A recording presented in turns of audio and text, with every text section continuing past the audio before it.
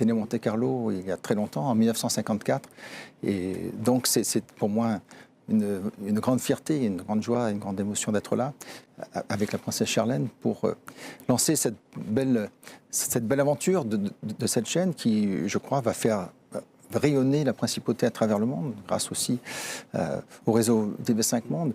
Et je suis sûr qu'avec de très belles installations, très modernes, très fonctionnelles, eh bien, il y aura une programmation de grande qualité qui, je crois, va non seulement plaire aux habitants de la principauté, mais aussi à tous ceux qui aiment Monaco et la Riviera à travers le monde. Donc c'est pour nous voilà, une grande joie d'être ici ce soir. Altesse, que pouvez-vous souhaiter à TV Monaco? Félicitations and all the best for the future. Je souhaite le meilleur pour l'avenir. Bon, Vos Altesses, c'est le grand moment. Je vous en prie, vous allez pouvoir procéder au lancement de TV Monaco. Okay. Allez, on y va dans 5, 4, 3, 2, 1, et stop.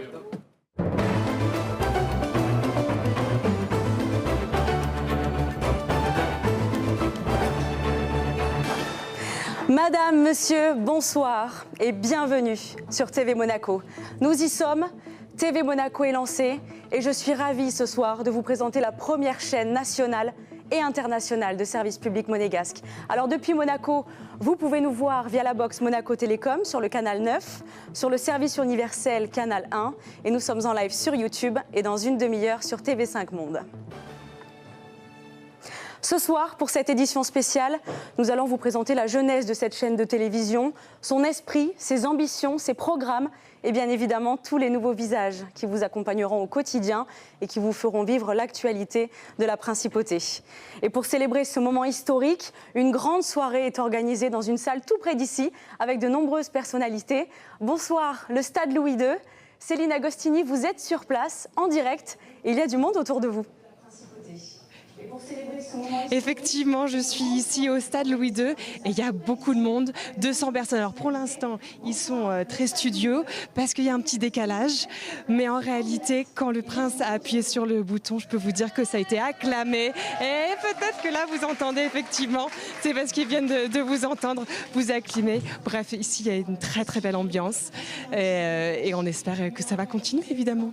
Un moment historique, Céline. Et je crois, pour la première fois, vous avez un invité, le tout premier invité en duplex pour TV Monaco. Effectivement, et pour un premier invité, on a un champion d'apnée. Bonsoir. Alors, vous êtes donc un champion, attention, 8 records mondiaux, 5 titres aussi mondiaux d'apnée. Quel est votre sentiment ce soir d'être avec nous ?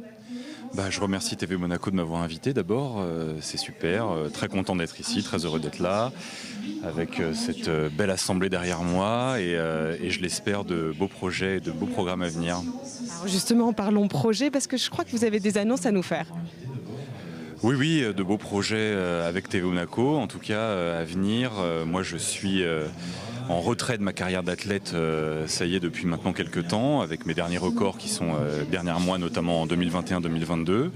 Et là, je lance une série documentaire autour du monde en apnée, avec TV Monaco, qui devrait rentrer en production à partir de novembre. Écoutez, on est pressés de voir ça, n'est-ce pas Ambre ? Exactement, Céline, merci beaucoup. Vous allez rester avec nous dans un instant. Nous allons nous retrouver au Stade Louis II. Beaucoup de personnalités sont présentes pour vivre ce moment historique. Et pour démarrer cette première émission, je suis très honorée d'avoir à mes côtés son Altesse Sérénissime, le Prince Albert II. Bonsoir, Monseigneur. Bonsoir. Merci de partager avec nous cette grande soirée. C'est historique pour nous. À vos côtés, j'accueille Salim Zegdar. Bonsoir. Bonsoir. Vous avez été mandaté par le souverain pour créer cette chaîne de télévision et vous allez, tout au long de cette soirée, nous expliquer cette folle aventure. Monseigneur, il y a quelques secondes, vous étiez en régie derrière moi pour donner le coup d'envoi de la première chaîne publique nationale monégasque et qui va bien au-delà des frontières de la principauté. Pourquoi cette volonté ? Absolument. Écoutez, je crois qu'il y avait ce réel désir de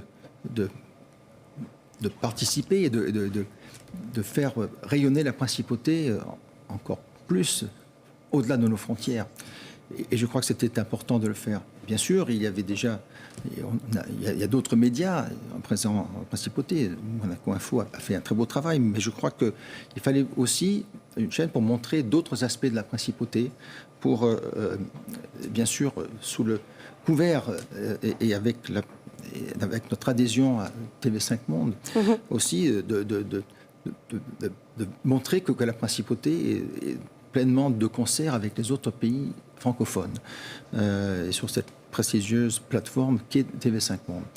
Et donc, je crois que c'est une très belle aventure. C'est une aventure qui va faire connaître la principauté sous tous ses angles, sous tous ses aspects, avec bien sûr des thématiques fortes qui me sont chères, mais je crois que nous allons revenir là-dessus dans quelques instants. Même tout de suite, Monseigneur. Lorsque vous avez confié la création de la chaîne à M. Salim Zegdar, vous lui avez donné une feuille de route très claire, avec des thématiques qui vous sont chères. Absolument, mais je crois qu'il fallait, pour montrer la principauté, là aussi, sous tous ses aspects, bien sûr, il y a l'art de vivre, il y a la santé, il y a l'éducation, il y a le sport, mais il y a aussi, bien sûr, l'environnement, et qui doit être absolument qui est une priorité déjà pour la principauté, mais qui doit être perçue comme telle à l'étranger. Je crois que c'était important qu'il y ait... qu'on présente une autre vision, que c'est des aspects qui sont essentiels, non seulement pour nous maintenant, mais pour les générations futures. Et je suis sûr que cette chaîne, PTV Monaco, va aider grandement en cela. Et on a déjà un tout petit aperçu avec ce qui vient d'être dit, mais il y aura d'autres documentaires, d'autres programmes qui vont dans ce sens et qui vont montrer toute l'implication, non seulement de la principauté tout entière, de ma fondation, de ce que nous essayons de faire depuis plusieurs années maintenant à Monaco, mais bien au-delà de nos frontières, et je crois qu'il est important de le faire savoir. Salim Zegdar, il y a quelques mois en arrière, vous avez reçu la feuille de route du souverain pour créer TV Monaco. Pour vous, quel a été le point le plus important pour démarrer cette aventure ? Alors, tout d'abord, je remercie le prince parce que la feuille de route était très précise et très complète. J'ai pas eu grand-chose à faire, en fait. Mais en fait, le point de départ, bien, c'était d'abord de trouver des locaux.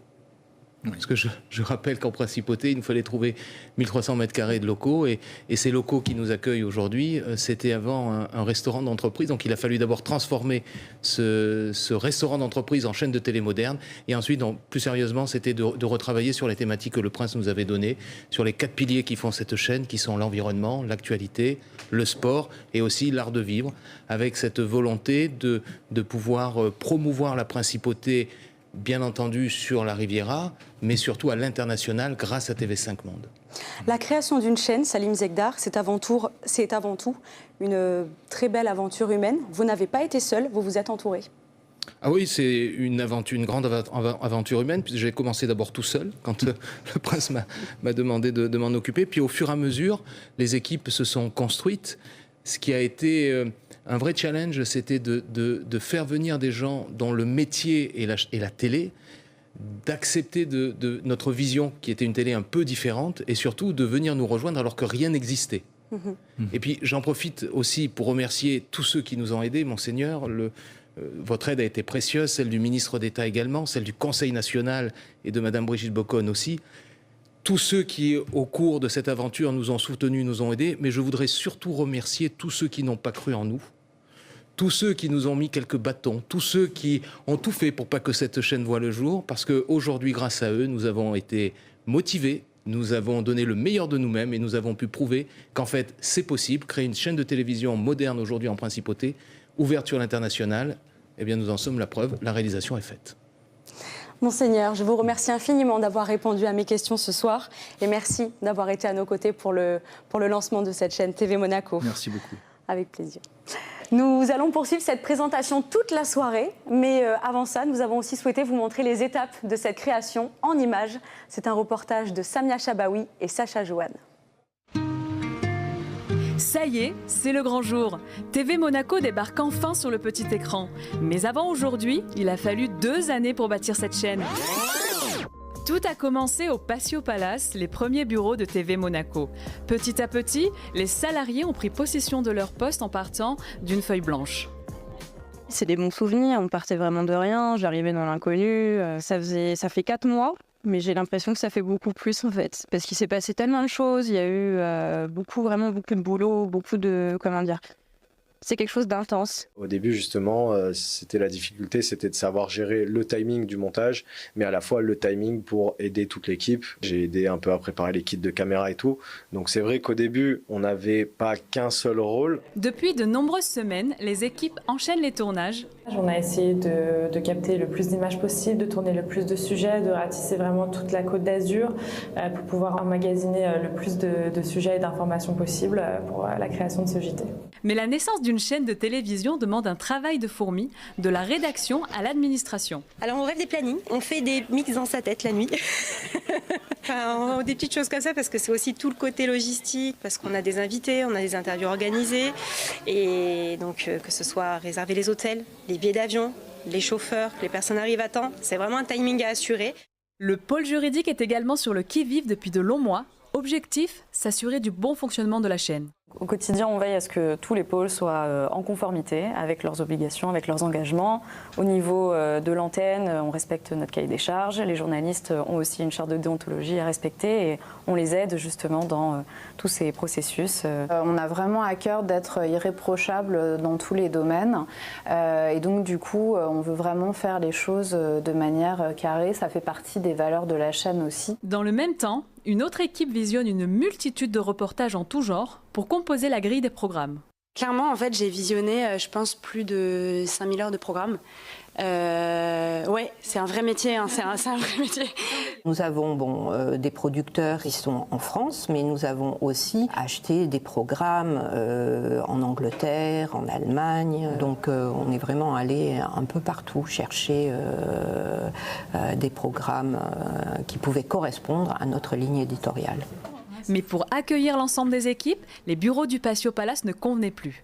Il a fallu trouver un endroit beaucoup plus grand et adapté à une chaîne de télévision dans Monaco, un challenge compliqué. Là où on est aujourd'hui, c'était une ancienne cantine en fait de la Sodexo. Donc le 3 janvier 2023, quand on est venu sur le chantier, il n'y avait plus aucune cloison, plus rien, c'était un plateau brut. Là où on est assis, il y a un faux plancher et sous ce faux plancher, il y a c'est pas des mètres de câbles, c'est des kilomètres de câbles sous ce faux plancher, quoi. Il a fallu débugger pas mal de choses, donc on a travaillé pendant 1 mois tous ensemble, que ce soit l'éditorial, que ce soit la technique, avec toujours les mêmes équipes qui nous permettaient de changer tout ce qui ne marchait pas et réussir à trouver un mode opératoire pour commencer les répétitions. Depuis que la régie est en place, les répétitions s'enchaînent et les équipes se familiarisent avec leurs nouveaux outils. Effectivement, on se connaît assez bien en plus, donc il y a une bonne ambiance et je pense que cette bonne ambiance va se refléter en plateau et c'est ce qu'on va essayer de faire sans tomber non plus dans l'ambiance bistrot. Nous sommes arrivés au 1er septembre 2023. Tout est opérationnel pour raconter de belles histoires à l'antenne. On ne voulait pas simplement avoir un nom de chaîne et un logo qui ne raconte pas une histoire. On est dans un pays qui est pour le coup riche en histoire et en belles histoires et donc on voulait les raconter au travers de l'identité visuelle de la chaîne. La chaîne a pu compter sur les conseils de Jacques Legros, présent depuis les prémices de la chaîne.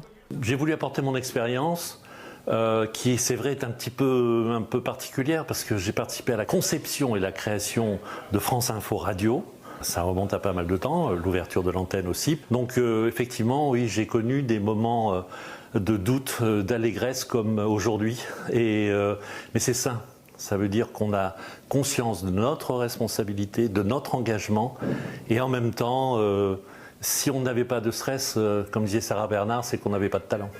Dernière conférence de rédaction avant la toute première diffusion de la chaîne, un moment qui restera gravé dans l'histoire de la principauté. 4, 3, 2, 1, top générique.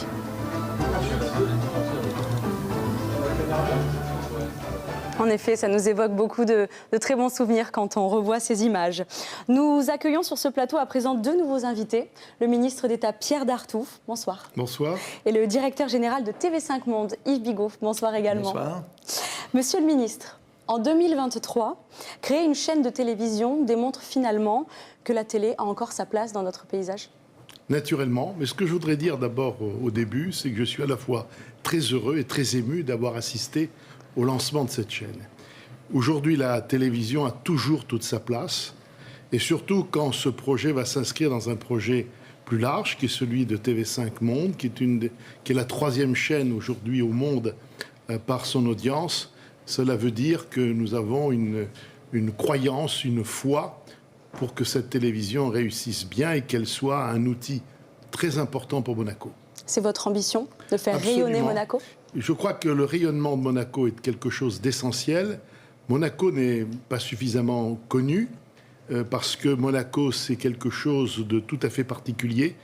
Beaucoup de gens connaissent un certain nombre d'éléments constituant Monaco, mais ils ne savent pas à quel point cette principauté est attractive, ce qu'elle peut offrir dans le domaine de la culture, dans le domaine du sport et aussi dans le domaine de la qualité de la vie. Et je crois que ça, c'est très important de profiter de cette diffusion à travers le monde pour mieux faire connaître tout cela. Yves Bigot, vous êtes le directeur général de TV5 Monde, la chaîne francophone qui diffuse ses programmes à travers la planète entière. La principauté fait désormais partie de vos bailleurs, vos partenaires. Quelles étaient les conditions pour devenir actionnaire de TV5 Monde? C'était vous. C'est-à-dire que la principauté se dote à nouveau d'une chaîne de télévision avec des statuts de service public, c'est-à-dire qu'elle soit indépendante à la fois des pouvoirs politiques et des pouvoirs économiques. À partir de là, on était très heureux de travailler avec la bienveillance du prince souverain, avec le ministre d'État, avec Salim et ses équipes et tous ceux qui ont contribué à ça. Vous savez, TV5 Monde va fêter le 2 janvier prochain ses 40 ans, mais ça faisait plus de 36 ans qu'un nouvel État n'avait pas adhéré à notre club francophone. Le 1er janvier 1995, je crois, Radio-Canada. Oui, et Télé-Québec. Et Télé-Québec. Donc, c'est-à-dire, en fait, les deux États du Canada et du Québec, en plus indépendamment du Canada, sont les derniers à avoir adhéré à TV5 Monde. Salim Zegdar, je crois que vous voulez réagir. Oui, juste rajouter quelque chose. D'abord, moi, j'ai été très heureux de négocier l'entrée de Monaco dans TV5, et puis on l'a fait un petit peu à l'envers, puisqu'habituellement, les pays qui veulent adhérer à TV5 ont une chaîne de télévision nationale, adhèrent, et ensuite, la télé est lancée.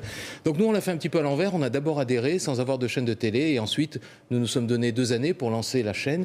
Et ce que je dois dire, c'est, je tiens vraiment à remercier Yves Bigot, qui est le président directeur général de TV5 Monde, mais aussi toutes ses équipes de Thomas Dorobe, et puis tout le conseil d'administration et également tous les partenaires de TV5 Monde, que ce soit Madame Ernotte, que ce soit Marie Collin de Télé-Canada, Monsieur Bisonnette de Radio Canada, que ce soit Jean-Paul Philippot de la RTBF ou même Gilles Marchand de la SSR, la télé suisse, ou Madame Saragosse de France 24. Tout le monde nous a aidés. Tout le monde a été bienveillant avec cette chaîne de télévision.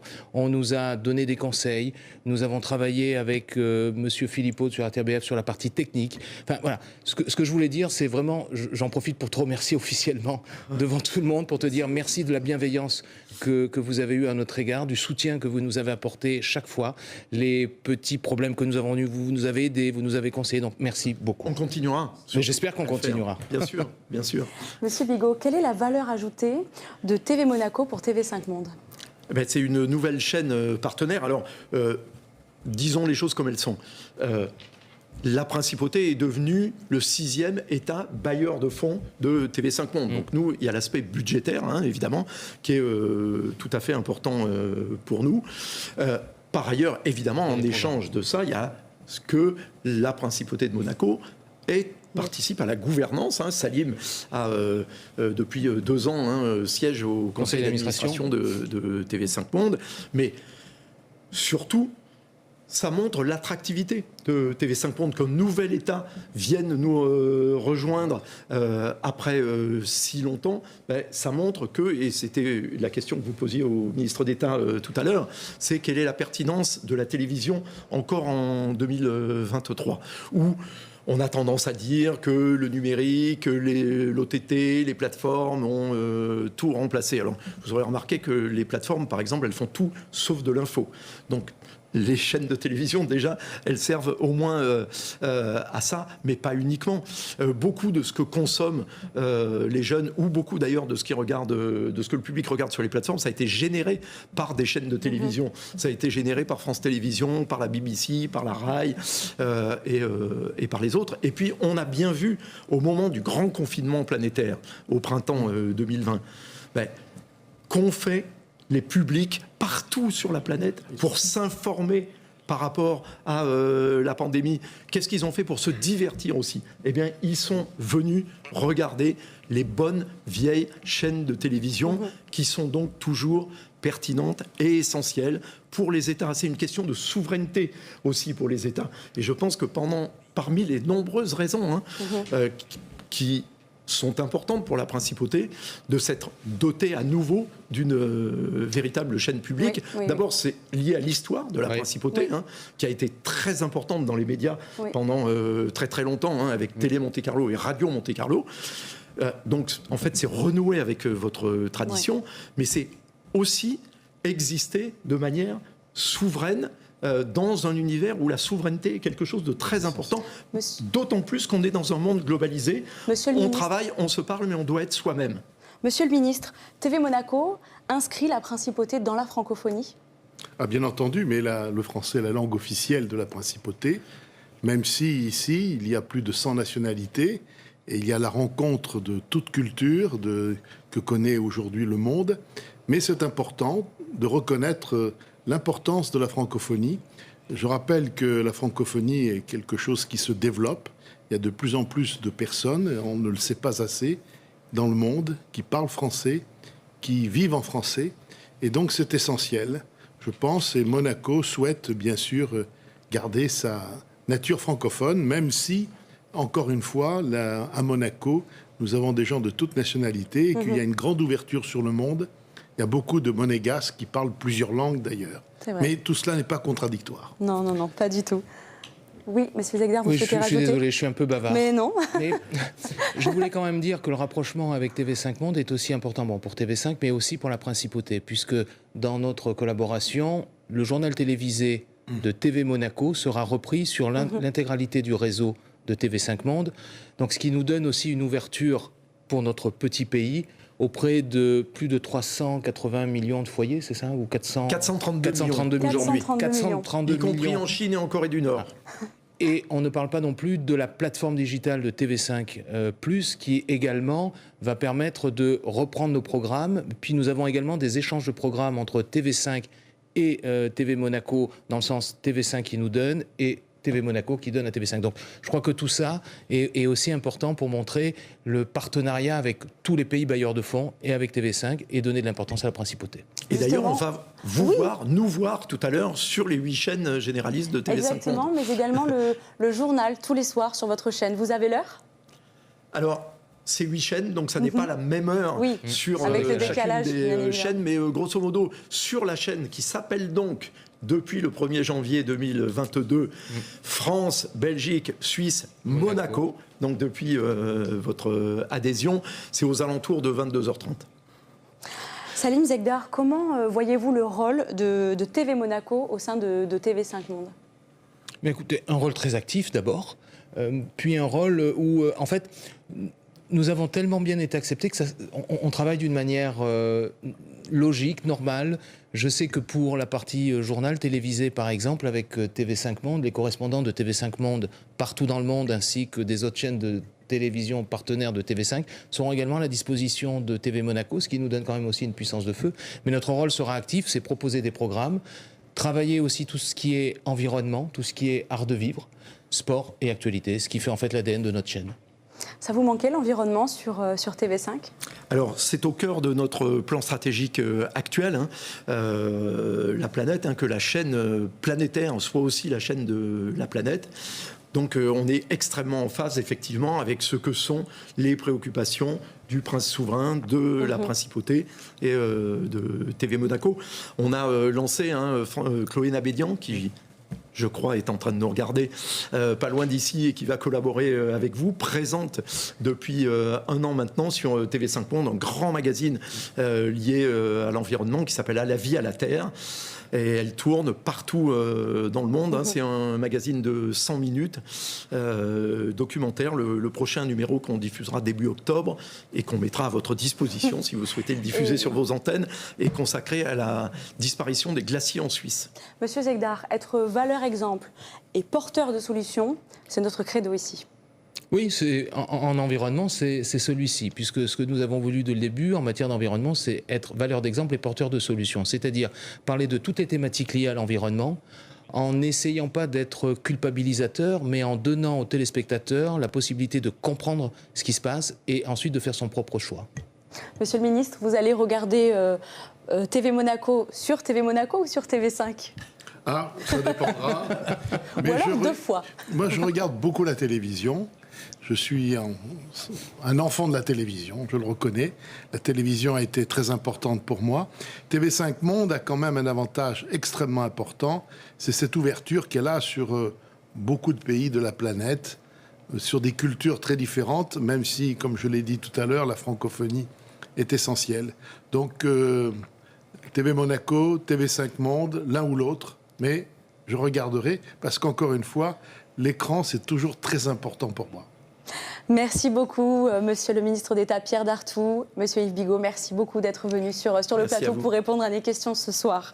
On va immédiatement rejoindre Adrien Hellec qui a quitté la régie pour le Stade Louis II où une grande fête est donnée en ce moment pour célébrer le lancement historique. Adrien, vous avez à vos côtés une nouvelle personnalité du monde culturel cette fois. Exactement, c'est Sylvain Charnet, l'administrateur de l'orchestre philharmonique de Monte-Carlo. Alors Sylvain, ça fait plaisir de voir de la culture sur TV Monaco ? Effectivement, c'est une formidable opportunité pour l'ensemble des acteurs culturels de la principauté de voir leur travail diffusé dans le monde entier. Donc c'est une excellente nouvelle d'avoir cette chaîne à vocation internationale qui va diffuser notre travail. Et puisque le public monégasque, le public de la Côte d'Azur connaît très bien ce que nous pouvons leur proposer. Et donc là, le proposer plus largement, c'est vraiment une bonne nouvelle, je crois, pour nous et pour les téléspectateurs. Vous avez hâte de regarder ? Oui, j'ai hâte de connaître les programmes qui seront proposés. Merci beaucoup Sylvain. Merci Adrien, nous allons vous retrouver dans quelques instants, tout au long de l'émission, toujours au Stade Louis II, entouré de ces prestigieux invités. Nous accueillons à présent 2 nouvelles personnes à nos côtés, Monsieur Zegdar, en face de vous. Il y a Marie-Pierre Gramaglia, la présidente du conseil d'administration de TV Monaco. Bonsoir. Bonsoir. Anne. Et Nathalie Biancoli. Et je crois, Salim Zegdar, que vous avez un message à faire passer ce soir. Alors, bonjour déjà. Bonsoir. Donc je vous présente mes 2 complices, puisque la chaîne, nous l'avons pensée ensemble. Nathalie est arrivée il y a un peu plus d'1 an. Je l'ai recrutée en tant que directrice générale adjointe. Sur un malentendu, elle a accepté de tout quitter pour venir dans cette aventure. Et nous avons créé cette chaîne ensemble. Et puis, c'est vrai que c'est notre bébé. Mais récemment, le prince m'a confié de nouvelles missions, d'autres missions qui sont d'une autre importance. Et donc, j'ai pris la décision de démissionner de TV Monaco, d'être là jusqu'au lancement. Et puis, de passer le relais à Nathalie Biancoli, qui deviendra donc directrice générale. Marie-Pierre qui reste présidente du conseil d'administration, mais nous l'avons créée ensemble cette chaîne, donc l'ADN est là, je pars serein, très heureux d'avoir participé à ce lancement. Et puis donc les problèmes qui vont démarrer à partir de demain, je vous annonce dès qu'on est à l'antenne, maintenant c'est pour vous, je vous laisse. Je serai maintenant spectateur, téléspectateur, et je vous soutiendrai. Merci. Nathalie Biancoli, lorsqu'on vous a proposé l'aventure TV Monaco, vous n'avez pas hésité une seconde ? Pas une seconde, c'est une aventure humaine. Et la première, c'est la rencontre avec Salim Zegdar, qui a été extrêmement importante sur la décision, en tout cas sur ma décision. Et la deuxième, c'était de créer un nouveau média. Aujourd'hui, puisque moi je viens du média classique, et la vision de Salim Zegdar à l'époque était évidemment, vu qu'il ne vient pas du média et qu'il est très consommateur de télévision, c'était de créer ce nouveau média. Marie-Pierre Gramaglia, en tant que présidente du conseil d'administration, pour vous aussi, c'est une aventure humaine, mais aussi monégasque quelque part. Oui, tout à fait. C'est une naissance et toute naissance est un moment magique, un nouveau départ, un départ vers un monde où tout est à construire. Et la naissance de TV Monaco, une naissance historique, est un monde où tout est à construire, où les maîtres mots seront l'environnement, le lifestyle, l'actualité, bien sûr, et le sport. L'environnement, c'est un thème qui vous est cher ?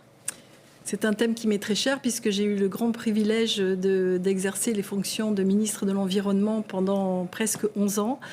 Ce sont des thématiques qui sont très importantes pour la principauté de Monaco, pour le prince souverain. Et grâce à lui, j'ai pu partager et rencontrer des gens qui s'intéressent également à la protection de l'environnement, des rencontres internationales de très haut niveau. Le souverain est reconnu, universellement reconnu comme le défenseur de l'environnement. Et c'est ce qui donne toute sa légitimité à TV Monaco. Nathalie Biancoli, vous qui êtes désormais directrice générale de TV Monaco, une question. Comment faites-vous pour préserver l'indépendance de la chaîne ?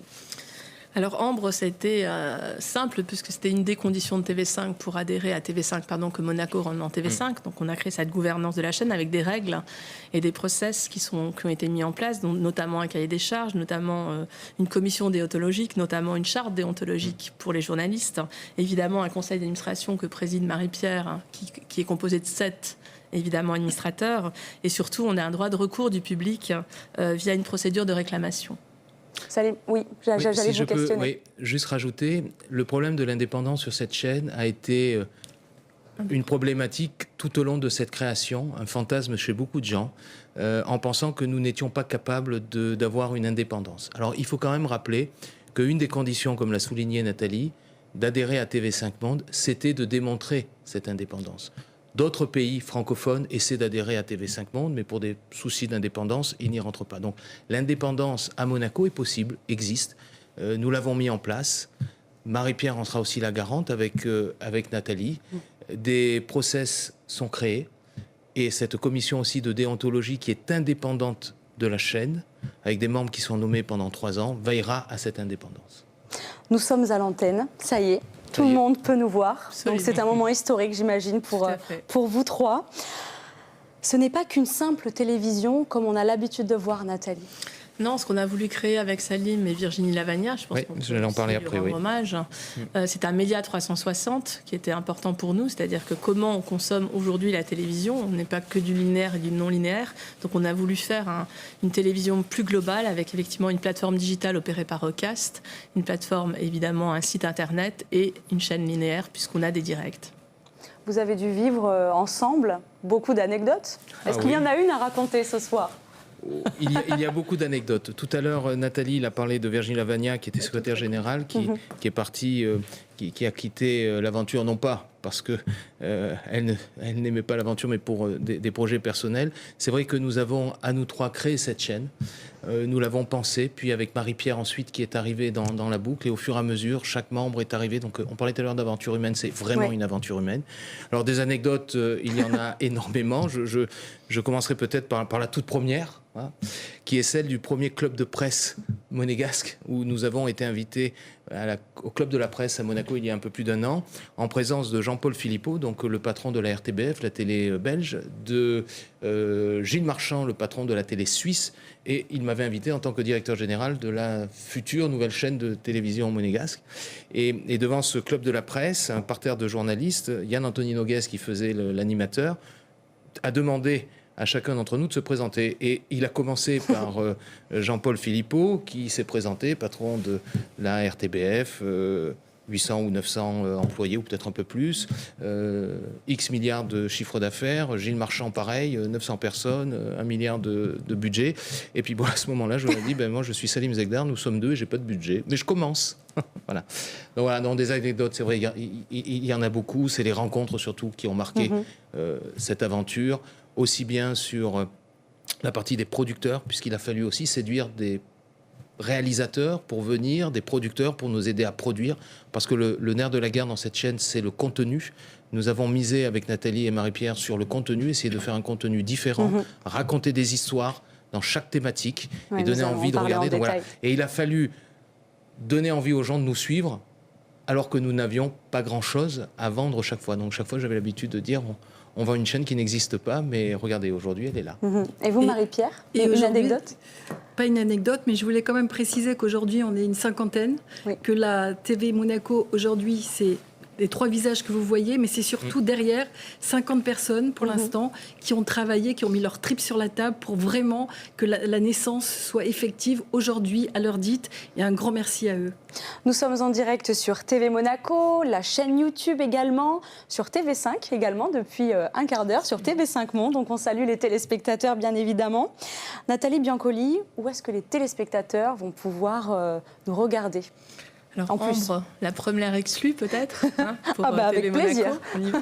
Donc on va être repris sur Canal+. Donc on remercie évidemment Maxime Saada et Gérald Brisviré qui nous ont beaucoup aidés sur ce sujet, qui ont tout de suite adhéré sur la chaîne. On va être repris sur Free. On va être repris sur Molotov aussi, qui a accepté de nous reprendre. Et évidemment, tout au long du mois d'octobre, on fera d'autres annonces. On essaie d'être aussi repris sur le réseau étranger, pas que francophone. Donc on sera dans des régions comme les États-Unis, on sera aussi en Asie, on sera aussi au Moyen-Orient. On peut rendre hommage aussi au Monacosat, qui a cru vraiment en nous dès le départ et qui nous porte par rapport à cette diffusion. Alors juste avant de vous libérer, Monsieur Zegdar, j'ai envie d'évoquer avec vous une création, une pensée, une présentatrice pas comme les autres, mais que les téléspectateurs vont... pas que vous alliez le faire. Oh, pourquoi pas ? Moi, je suis d'accord pour la présenter ce soir. Alors, juste avant de la présenter, donc, parmi les anecdotes, nous avons avec Nathalie, puisqu'on cherchait aussi les visages, puisque vous verrez aussi sur TV Monaco qu'il n'y a pas que des visages connus, nous avons, comme vous, Ambre, fait des paris. Nous étions à la recherche d'une présentatrice ou d'un présentateur météo. Alors, pas que Monaco, la météo soit importante, parce qu'entre Fontvieille et le Larboteau, pour ceux qui ne connaissent pas, c'est 2 km et quelques. Donc, la météo est pas vraiment variable. En tout cas, en principauté, le ministre en a parlé tout à l'heure, c'est plus de 140 nationalités qui vivent en principauté. Et dans notre idée, tout comme sur le news, mais je pense que Nathalie en parlera tout à l'heure, au niveau de la météo, on voulait permettre aux résidents monégasques étrangers d'avoir une idée sur la météo dans leur pays. Donc notre météo sera un petit tour de météo. Alors pour la présentatrice, on a cherché, ou le présentateur, on a eu plein d'idées. Et puis, alors sans alcool, je vous assure, on a eu une idée folle à un moment donné de se dire, et si on prenait une mascotte ? Et de là est née Mona Coco. Vous l'avez bien dit. Mona Coco, la star de la météo, on peut dire ça comme ça sur TV Monaco. Regardez. Ça commence. Bon, allez, chut, poussez-vous, j'y vais.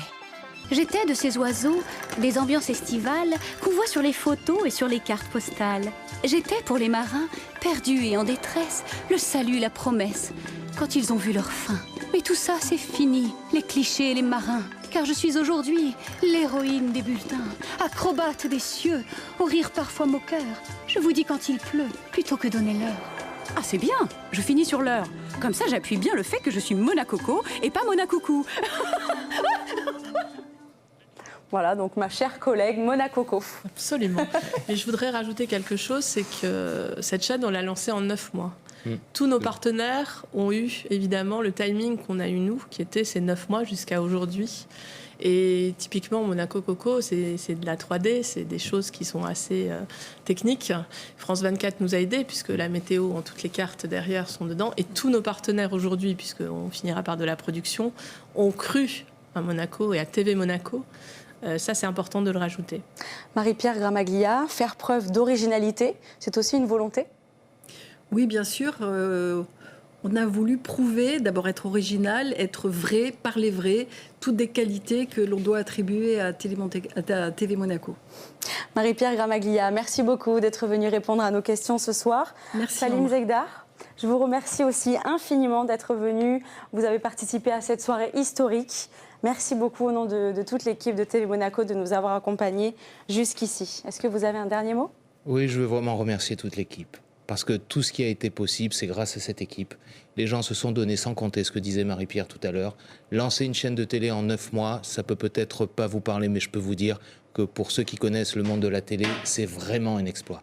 C'est vrai qu'on partait pas forcément gagnant, mais on a été jusqu'au bout. Et tout ça, c'est grâce à vous tous, à vous, Ambre, à vos équipes de la technique, qui en L'espace d'un an, nous avons bâti un studio télé, nous avons mis en place une technique très, très complexe et vous avez vu, hein, au premier lancement, ça a marché. Ça a marché. Voilà. Donc merci à tous. Je suis très heureux que vous repreniez la suite toutes les deux. Je serai là pour vous regarder de l'autre côté de l'écran. Merci à tout le monde et puis bravo et longue vie à TV Monaco. Merci beaucoup. Merci Salim. Merci beaucoup. Allez, je vous propose tout de suite un petit détour au Stade Louis II pour retrouver Adrien avec une invitée lifestyle. Céline Agostini, pardon, excusez-moi. Alors non, c'est pas Adrien. Je suis ravie de vous voir. Céline, comment ça se passe là-bas d'abord? Comment ça se passe? C'est presque pareil. Eh bien écoute, ça se passe très bien, la fête bat vraiment son plein. Tout le monde est ravi de voir cette nouvelle émission. Et moi, je suis surtout ravie d'avoir une nouvelle invitée. C'est Agathe du blog My Little Monaco. Ça fait 7 ans qu'elle nous donne ses bonnes adresses dans la Principauté. Et surtout, ça fait 20 ans qu'elle est résidente ici à Monaco, donc elle connaît bien l'audiovisuel. Qu'est-ce qu'une nouvelle chaîne va apporter selon vous à la Principauté? Bonsoir Céline. Cette nouvelle chaîne, c'est l'opportunité de montrer l'art de vivre en Principauté à l'international et de montrer également les talents que l'on peut y trouver, puisque la Principauté est un grand vivier de talents. Et ça, les talents, vous aimez en faire des portraits, il me semble.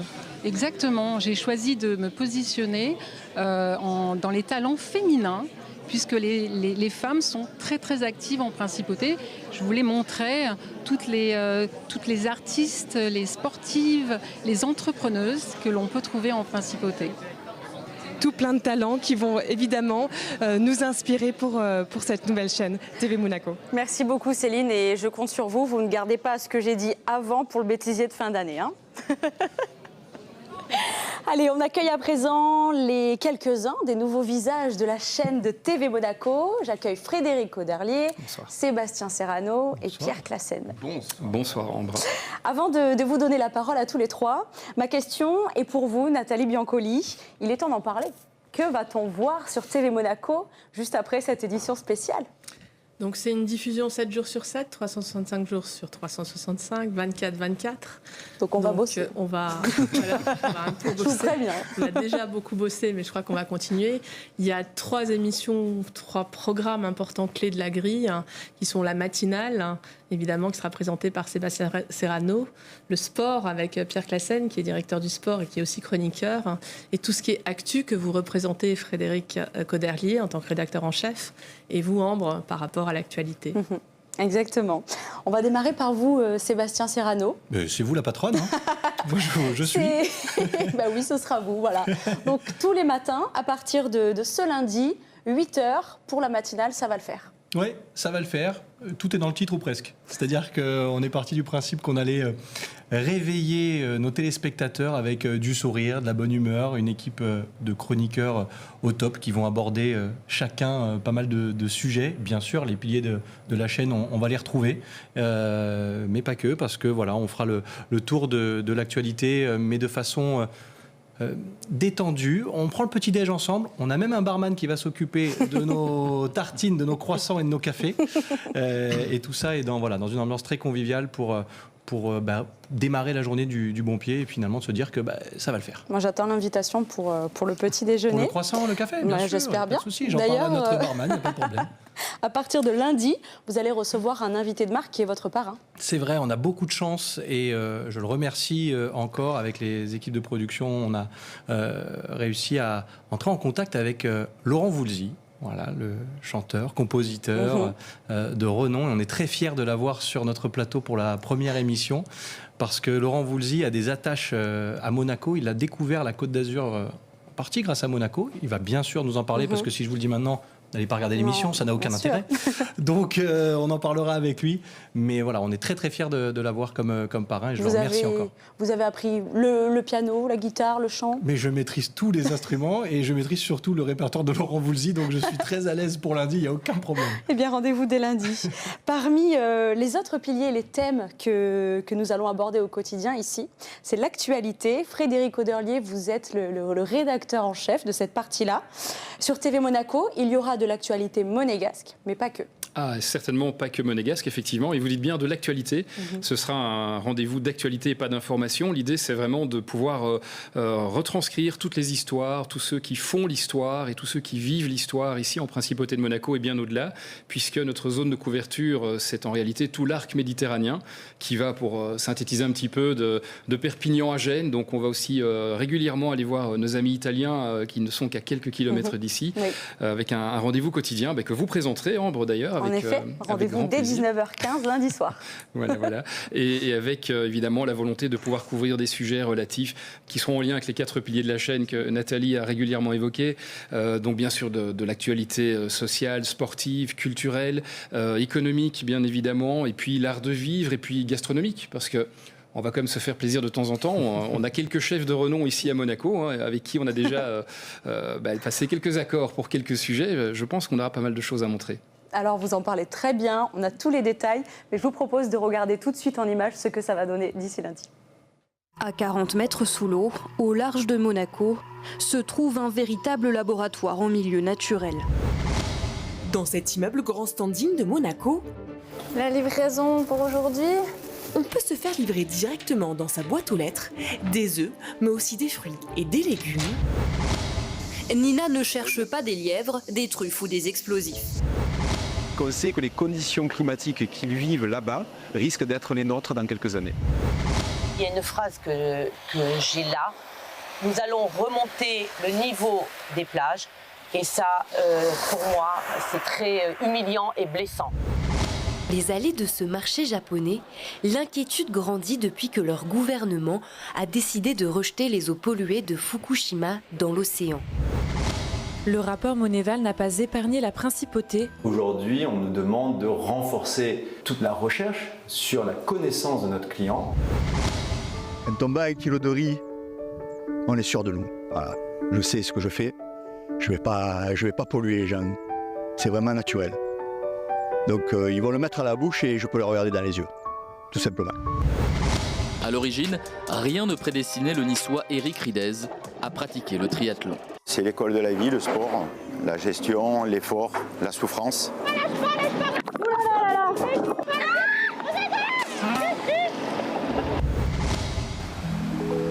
Il y a 140 ans, cette vue de Monaco a été peinte par Claude Monet. L'artiste impressionniste a séjourné dans la Principauté et aux alentours à plusieurs reprises. Le rover est produit dans les différents locaux de Venturi en Suisse, aux États-Unis et à Monaco. 55 ans après les États-Unis, ce sera au tour de la Principauté de rouler sur la Lune.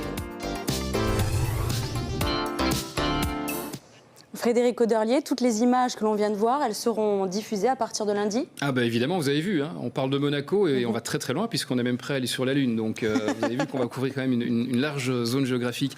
Oui, tous les reportages dont certains ont déjà été évidemment tournés tout l'été avec la rédaction, une vingtaine de journalistes qui comprend évidemment un pôle sportif aussi avec mon ami Pierre que je remercie, qui nous aide grandement aussi à alimenter ce journal, cette actu, qui sera donc à 19h15 tous les soirs, qui sera en 2 parties, 20 minutes d'actualité et puis 10 minutes de talk que vous animerez aussi, Ambre, qui nous permettront de recevoir des invités pour aller un peu plus en profondeur dans les sujets, pour aussi, pourquoi pas, aller plus en profondeur à travers la personnalité ou l'art que nos invités peuvent exercer, ou bien évidemment aussi cultiver le débat, pourquoi pas. Ça fera partie de l'actu et du talk dès lundi 19h15. Et vous vouliez remercier une personne en particulier ce soir. Alors je voulais avoir un petit clin d'œil aussi pour le directeur des contenus, Nicolas Deliez, qui nous suit depuis chez lui et qui a été évidemment une cheville ouvrière très très importante et sans qui on n'aurait pas eu toutes ces constructions autour de l'actu et du talk.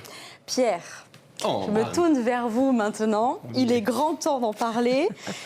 Ça match dès demain soir. Dès demain, 18h15, tous les samedis, tous les dimanches, une émission de sport, une émission sérieuse, sans se prendre au sérieux, c'est important. Avec cravate ou pas du coup? Sans cravate. D'accord. Vous avez toute une équipe autour de vous, vous travaillez au quotidien depuis plusieurs semaines. Oui, un grand merci à Nicolas Ebersviller, notre chef d'édition, Benjamin Lamy, Johan Cherami, Loïc Kiefer, et à l'homme à ma gauche, Sébastien Serrano, qui sera dès demain dans sa match. Cravate ou pas? C'est vous le patron, cher Pierre, donc s'il n'y a pas cravate, il n'y a pas cravate. Mais vous pouvez la mettre. Oh, bah écoutez, on verra. Franchement, vous êtes, on fera un sondage. Ça vous va plutôt très bien. Frédéric, à vous aussi. La cravate. C'est gentil. J'aime bien beaucoup. l'enlever aussi. Ça match à partir de demain soir, 18h15. Regardez. Ça match, je reçois aujourd'hui celui qui n'a pas recouvert un revers depuis 1997. J'ai nommé Guillaume Couillard. Bonjour Guillaume. Bonjour.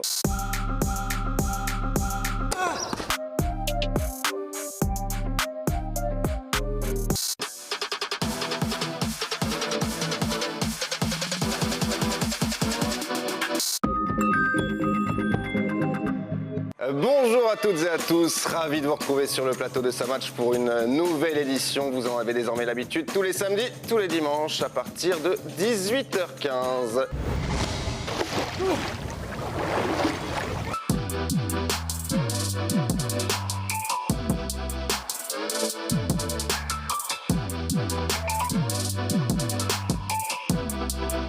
Podium minimum, mouillez-vous un peu plus. La victoire. Non, mais je suis d'accord. La victoire. Ouais. Moi, je vous vois sans cravate. C'est les répétitions. Là, à partir de demain, je ne savais pas que ça allait être diffusé. Je serai là pour vérifier. Je viens. Je vais venir. Autre point important pour les sports. Pierre, vous allez aborder tous les sports. Oui, on veut parler de tout le monde, à tout le monde, autant les professionnels que les amateurs, les valides que les non-valides, les hommes que les femmes. On veut vraiment laisser personne de côté pour parler au plus grand public possible et faire découvrir des sports aussi. Alors rendez-vous dès demain, 18h15, sur TV Monaco. Nathalie Biancoli, est-ce que vous êtes fière ce soir de voir le résultat après tous ces mois de travail? Oui, c'est une vraie fierté d'être d'abord tous à vos côtés et de pouvoir avoir créé cette chaîne. Comme disait Salim tout à l'heure, on était 3 au départ, on est 50 aujourd'hui. Les difficultés étaient vraiment la technologie et je remercie vraiment Sylvain Bottary qui a imaginé évidemment à la fois le plateau, la technique qui est l'élément central de notre chaîne de télé, mais après il a fallu construire le contenu parce que sans contenu on n'est absolument rien.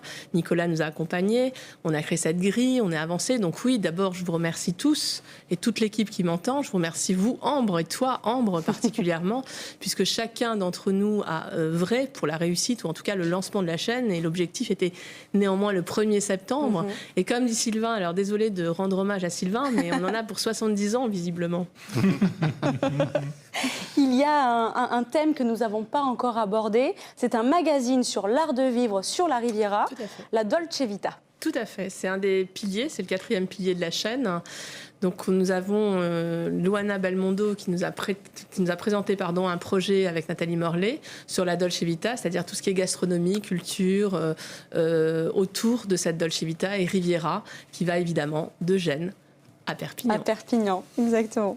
Frédéric Auderlier, Sébastien Serrano, Pierre Classen, merci beaucoup d'être venus. Vous avez présenté les émissions de TV Monaco, les futures émissions. Donc Pierre, rendez-vous dès demain, le rendez-vous est pris. 18h15, samedi, dimanche, et permettez-moi, Ambre, de vous remercier également. Ouais, merci beaucoup, ça me touche beaucoup. Pierre, rendez-vous lundi. Et Pierre aussi, pourquoi pas. Sébastien, pardon. Je ne vous jette pas la pierre, Pierre, mais tout de même. Vous êtes tous les trois en face de moi. Sébastien, rendez-vous lundi matin, dès 8h. Oui, j'ai bien noté qu'il fallait préparer un peu plus de croissants que prévu, mais ce sera bon. Et nous, Frédéric, à partir de 19h15. On se voit lundi. On va se voir lundi matin, très très tôt.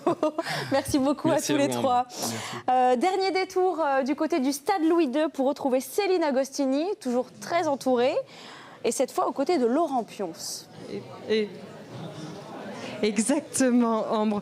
Laurent, merci d'avoir répondu à notre invitation. Vous êtes directeur général du Monaco Mediax. Ça veut dire quoi? Ça veut dire que vous organisez le festival de télé de Monte-Carlo, le Sportel, une nouvelle chaîne de télévision ici. Est-ce que c'est une plus-value pour la principauté? Oui, effectivement, je pense que c'est une énorme plus-value pour la principauté de Monaco et également pour Monaco Mediax. Car nous, on organise quand même 3 gros événements en principauté. Donc, comme vous l'avez dit à juste titre, donc le festival, les Sportel Awards, mais également donc, le Sportel Marché. Et pour nous, pouvoir communiquer au travers ce canal au niveau international, c'est une plus-value énorme qui va nous permettre de promouvoir encore plus nos événements. Et des événements, il va en avoir, Ambre, sur TV Monaco. Il va en avoir et nous serons là, bien évidemment, pour les couvrir, les diffuser. Vous pouvez compter sur nous. Merci beaucoup, Céline. À tout à l'heure. L'un des 4 piliers de notre chaîne TV Monaco, le souverain l'a évoqué tout à l'heure, il s'agit de l'environnement. Et nous allons commencer dès ce soir, après cette édition spéciale, avec la diffusion du documentaire événement Le Dauphin de la rivière sacrée. Et j'ai le plaisir d'avoir à mes côtés son réalisateur, Kevin Sampé. Bonjour. Bonsoir. Et également Jean-Philippe Lefebvre, son producteur. Bonsoir. Avant d'en parler en détail, je vous propose d'abord de regarder un extrait de ce qui vous attend. Le Dauphin de la rivière sacrée, c'est une coproduction TV Monaco et Flair Productions. Dans une rivière sacrée, où l'eau se fait de plus en plus rare, la destinée des hommes est liée à de mystérieuses créatures aquatiques. Elles sont comme des fantômes, des ondes lointaines, des formes sombres qui émergent des flots un court instant avant de disparaître à nouveau.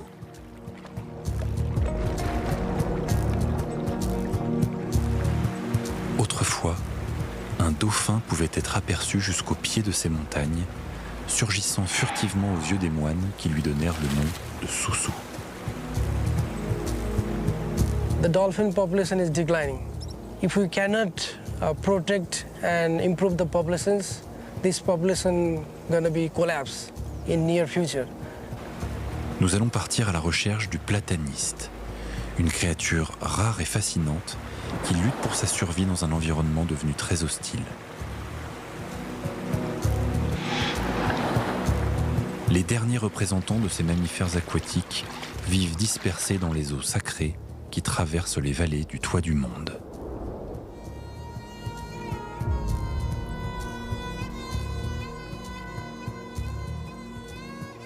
Un documentaire que vous allez pouvoir voir dans son intégralité juste après cette édition spéciale. Kevin Sampé, vous êtes le réalisateur. Comment est née l'idée de ce documentaire ? L'idée est née, un ami m'a parlé de ce dauphin, j'ai voulu en savoir plus et pour moi c'est devenu une affaire personnelle assez vite, une vraie quête d'un animal qu'on n'a pas beaucoup vu, qui était très difficile à voir. D'ailleurs je rebondis sur ce que Céline disait, peu de gens croyaient à la chaîne au début et peu de gens croyaient à ce film au début. J'ai mis énormément de temps à arriver à convaincre des producteurs que j'allais pouvoir trouver ce dauphin, donc je suis parti une première fois. Je l'ai trouvé, je suis revenu avec des images et j'ai pu enfin avoir une preuve que je pouvais faire un film dessus. Un film que j'ai proposé à Flair et à mon ami Jean-Philippe. Et il y a une histoire avec Monaco sur ce dauphin. Il y a une histoire, il y a un passif avec Monaco. Effectivement, dans les années 70, une première expédition a été organisée en Asie du Sud à la recherche de ce dauphin qui était déjà à l'époque très peu connu. Peu de gens en savaient à son sujet. Et donc je suis parti vraiment, j'ai trouvé qu'il y avait une jolie histoire à raconter en rapport avec Monaco. Nathalie a été sensible à ça, Salim l'a été aussi. Et c'est vraiment devenu pour moi une envie d'en savoir plus sur l'animal. J'ai passé vraiment beaucoup de temps là-bas à le chercher. C'est devenu une affaire personnelle, comme je l'ai dit. Voilà. On peut peut-être parler d'une anecdote, puisqu'on en cherchait tout à l'heure. Quand Kevin est venu nous présenter le projet, il nous a dit potentiellement, je ne peux ne pas le trouver. C'est vrai. Donc, qu'est-ce qu'on fait ? Et avec Salim, on a dit, mais potentiellement, tu vas pouvoir le trouver. Et finalement, il l'a trouvé. Ouais, en fait, l'histoire, c'est raconter l'histoire du film. Donc, c'est un film qui n'a pas été écrit vraiment en amont. C'est vraiment une histoire ça a été écrit au fur et à mesure. Je suis parti vraiment sans avoir la certitude de pouvoir faire un film et d'avoir suffisamment de contenu pour pouvoir monter un 52 minutes. Et l'histoire s'est écrite, en fait, plutôt au montage qu'au tournage, mais l'histoire s'est écrite petit à petit, en tournant. Et j'ai découvert des choses sur le sujet. Je ne pensais pas que le dauphin était si menacé dans son milieu. On parlait beaucoup du Népal comme étant un sanctuaire pour l'animal, mais en réalité, il en reste moins de 50 au Népal. Et il y a un message derrière ce documentaire. C'est un film très engagé qui colle peu à des cases qui existent aujourd'hui. C'est un film un peu décalé. Qui dénonce vraiment cette situation-là. On parle beaucoup des océans, on parle beaucoup d'animaux des océans, mais on s'attarde, à mon avis, peu sur les espèces aquatiques de rivière, et ce dauphin en est l'exemple. Et c'est une espèce qu'il faut protéger aujourd'hui ? C'est une espèce qu'il faut protéger. Elle est vraiment en très bonne passe pour l'extinction. Et je pense que justement, l'objectif, c'est d'un peu arrêter de se coller sur des cases conventionnel, et TV Monaco a su être à l'écoute d'un projet qui était complètement un peu fou au départ. Flair aussi m'a suivi avec beaucoup de confiance. Donc oui, c'est un film engagé sur un dauphin qu'il faut protéger. avant qu'il ne soit trop tard. Jean-Philippe Lefebvre, vous aussi, lorsqu'on vous a parlé de ce dauphin, vous n'avez pas hésité, vous avez sauté sur l'occasion. J'ai pas hésité pour deux personnalités, Kevin et Nathalie, parce que quand Nathalie vous appelle pour dire est-ce que le dauphin, on peut y aller, et est-ce que le dauphin, on va le voir, je lui ai dit oui, il n'y a pas de problème, Nathalie, on va le voir le dauphin, et finalement, vous allez découvrir ce documentaire exceptionnel. Ce qui est incroyable, et quand même, on est là, c'est la naissance d'une chaîne. Oui. Des chaînes, il en est souvent chaque année. Mais une chaîne publique dont une grande partie de l'ADN est fondée sur l'environnement, le développement durable, la protection de la planète, c'est tout à fait unique et exceptionnel. Et à ce titre-là, on s'est vraiment trouvé avec Nathalie, avec toutes les équipes. Je tenais vraiment à vous remercier, Nathalie, à remercier la principauté, évidemment, puisque Flair, aujourd'hui, c'est Flair Productions devient Flair Impact. Ça n'est pas un hasard, c'est-à-dire qu'aujourd'hui, on produit des programmes d'impact, c'est-à-dire des programmes qui laissent une trace, qui sont un outil pour les citoyens, pour alerter, pour dénoncer, pour dire voilà ce qui se passe dans le monde. Vous réagissez pas, mais au moins vous avez la connaissance de ce qui se passe. Et TV Monaco nous a fait confiance. Et à ce titre-là, vraiment merci, puisque vous avez découvert un documentaire tout à fait exceptionnel. Finalement, Nathalie, ce documentaire reflète tout à fait le pilier de l'environnement, ce que vous voulez transmettre aux téléspectateurs? Absolument, il reflète totalement ce qu'on veut retransmettre et il reflète, en tout cas les coproductions qu'on a lancées, c'est effectivement la protection de la nature au sens large, mais si on peut avoir des actions aussi derrière pour la protection notamment du dauphin ou des océans, etc., on y arrivera et on le lancera. Je souhaiterais juste ajouter un mot, si je peux, Ambre. Ce sont des vraies rencontres, puisqu'on a, avec Kevin, on a d'autres projets qui nous attendent, avec évidemment Jean-Philippe aussi. Le côté impact est très important pour nous, puisqu'on a adhéré à l'écoproduction, au même titre que Flair a adhéré. Et ça, je pense que c'est un élément essentiel de la chaîne en termes de production. Oui, parce que vous le savez, aujourd'hui, la production audiovisuelle, on passe le cachet, pollue. Et donc, l'écoproduction, c'est une nouvelle façon d'inventer la télévision de demain. C'est-à-dire produire des programmes de qualité, mais différemment. Faire attention à la planète, avoir la compréhension de ce qui se passe en dehors de nos frontières. Et avec Nathalie, on s'est vraiment inscrit dans ce sillon, c'est-à-dire avoir des programmes de qualité, évidemment, nous sommes là pour ça en tant que producteurs, mais de les produire différemment. L'écoproduction, c'est vraiment penser la production à travers la nécessité de tourner autrement lorsqu'on va au bout du monde, par exemple. On ne peut plus le faire comme avant. Et donc, on le fait aujourd'hui différemment, petit à petit, et on s'inscrit dans ce sillon qui est pour nous tout à fait essentiel. Et je voudrais ajouter que le stress de Kevin était la période, puisque ça, je m'en souviendrai, je crois, une partie de ma vie. C'était mars, si je me souviens bien. Ouais. J'allais absolument partir en mars. Tu étais parti quelques jours avant, je crois qu'il y avait eu des pluies diluviennes. Tu étais désespéré parce que tu t'es dit que tu le verrais jamais. Ouais. Et puis au final... ça s'est déclenché vraiment en dernière minute. C'est un film qui, j'espère, va laisser une trace... un impact sur le spectateur, parce que c'est pas un film qui se termine forcément bien ou d'un sujet. C'est un film qui doit marquer. Si ça le but, c'est que ça marque. C'est que si on veut protéger, il faut que ça nous touche. Et donc, je pense que ce film a été monté dans ce sens-là, tourné comme il a été vécu. Il a été tourné comme il a été vécu. En fait, c'est notre histoire, c'est l'histoire de notre quête, en fait, de cet animal. Et je pense que ce qu'il en ressort, c'est un message fort. Ouais. C'est tout de même une prise de risque de votre part. Alors oui et non. Alors moi je viens de télévision classique. De toute façon il faut qu'on contrôle nos droits. Il a fallu qu'on ait des sujets atypiques. Quand Kevin est venu, il nous a totalement convaincus. Quand Jean-Philippe est arrivé aussi avec le projet, puisqu'il nous fallait quand même producteur. On savait au début, on était très nombreux. Quand on a pris cette décision, on était 3. On n'était pas nombreux. Il fallait partir, il fallait y aller. Donc oui, c'est une prise de risque. C'est pas vraiment, parce que quand vous découvrirez le documentaire, il est assez exceptionnel avec de belles images, mais il y a de très très beaux messages.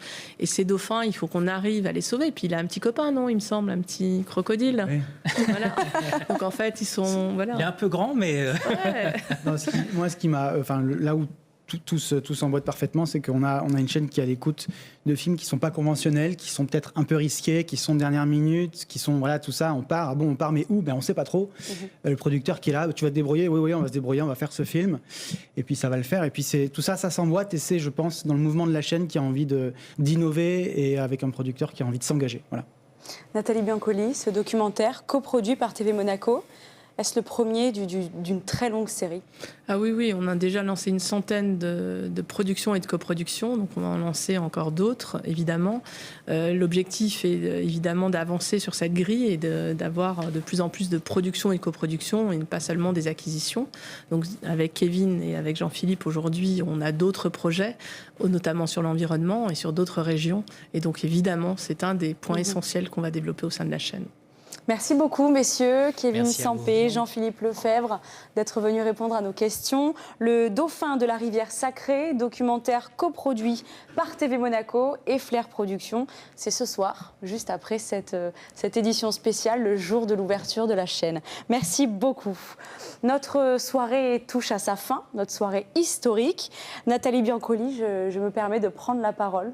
Au nom de... Enfin, la parole, c'est vrai que je l'ai depuis quelques temps déjà, mais face à vous, au nom de toute l'équipe de TV Monaco, toutes les personnes qui nous accompagnent et nous accompagneront ensuite, nous voulions vous dire un grand merci, un immense merci pour votre investissement, votre confiance et votre travail depuis le début. Merci. Merci beaucoup, Nathalie. Il me reste encore quelques secondes pour vous remercier à mon tour. Et je souhaite remercier d'abord toutes les équipes en régie. Nous avons beaucoup travaillé pour cette première émission, celles qui suivront juste derrière. Il y a aussi les personnes aux caméras, au son, les rédactions. Un merci à Céline et Adrien qui étaient au Stade Louis II toute la soirée à nos côtés. J'ai une pensée pour nos collègues de l'informatique, la communication, le pôle juridique, les équipes éditoriales. On est vraiment nombreux et tout le monde a œuvré pour cette soirée. Merci à vous, Ambre. Merci à toi, Ambre. Merci beaucoup, avec grand plaisir. Merci de m'avoir fait confiance, en tout cas. Un grand merci, bien sûr, sans oublier les téléspectateurs. Voilà, vous nous avez suivis pour cette toute première soirée sur TV Monaco, YouTube et TV5 Monde. Je vous rappelle, demain soir, le premier rendez-vous avec les sports, ça match. C'est à 18h15. Pour l'actu, je vous retrouverai dès lundi, en direct, à 19h15. N'oubliez pas. Excellente soirée, un très bon week-end et à lundi.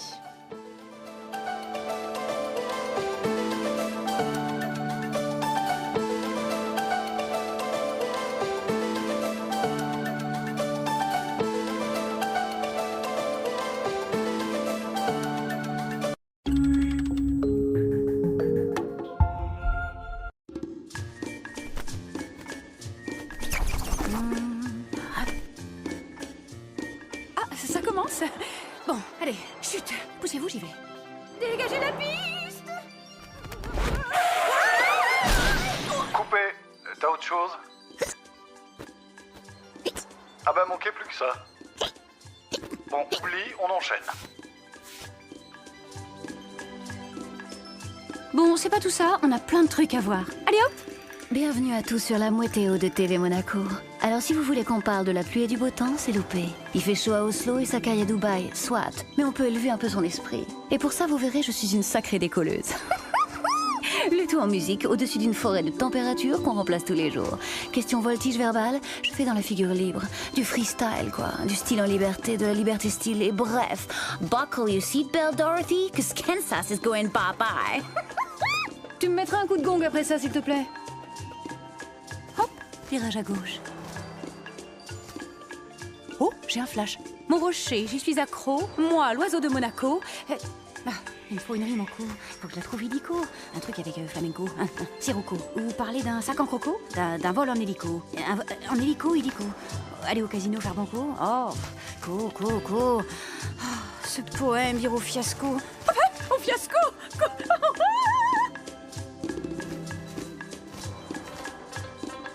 Je ne pêche plus par ici parce qu'il y a de moins en moins de poissons et de plus en plus de plastique. L'autre jour, j'ai cru fondre sur un hareng et j'ai avalé une tongue. J'ai failli m'étouffer. Il n'y avait pas une forêt ici avant? Oh, ça va cogner aujourd'hui. Les plumes claires et fragiles restaient à l'ombre et mollo avec la clim. Oh, quelle belle planète, hein.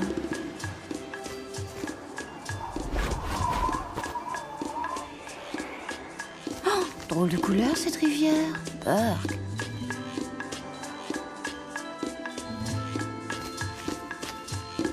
Mes petits tours du monde quotidien, c'est ma routine fitness. C'est pour ça que je conserve ma ligne. Oh, quand tu vois mes copines qui font les poubelles des restos du front de mer, il y en a une ou deux, c'est plus des goélands, c'est des pintades.